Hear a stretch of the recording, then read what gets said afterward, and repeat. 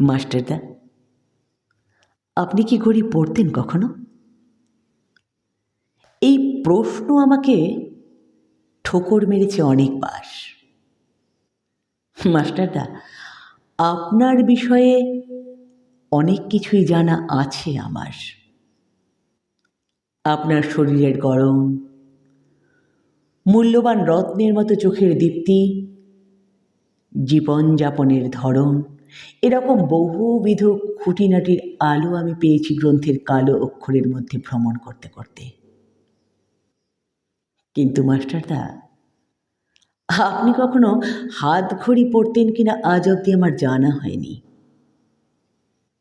তবে আপনি যে মাঝে মধ্যে ঘড়ির দিকে তাকাতেন তা ধরে নেওয়া যেতে পারে। যিনি নিজে সময়কে শাসন করেন, সময়ের শাসনও তাকে মেনে নিতে হয় কখনো সখনো।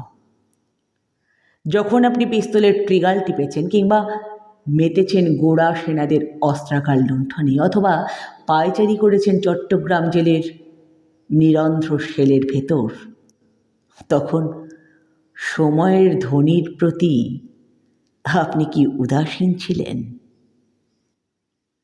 মাস্টারদা, সেই যে মাঝে মাঝে আপনার কণ্ঠে উচ্চারিত হতো ওই একগুচ্ছ শব্দ, সেই অনুসারে আপনি নিজে চোখেও শুনতেন, কানেও দেখতেন।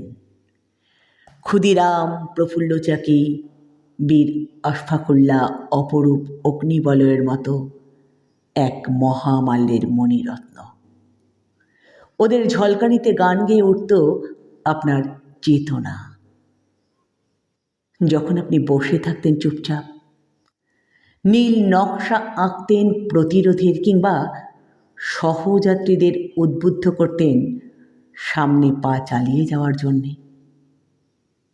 মাস্টারদা, যখন আপনার মাথার উপর ঝুলছিল ফাঁসির দড়ি, তখন আপনার ঋজু মেরুদণ্ড কি শিরশিরিয়ে উঠেছিল শীতার্ত ডালের মতো? আপনার হৃৎপিণ্ডের স্পন্দন কি থেমে গিয়েছিল ক্ষণিকের জন্যে? মাস্টারদা, আপনার ব্যক্তিগত মৃত্যু এক লহমায় হয়ে উঠেছিল বিপুল জনগোষ্ঠীর যুগপৎ মৃত্যু এবং জীবন। মাস্টারদা, আপনি কখনো হাতঘড়ি পরতেন কিনা জানি না, জানবার প্রয়োজনও নেই তেমন। অমরতা জ্যোতির্বলয়ের মতো রাখি পরিয়ে দিয়েছে আপনার কবজিতে।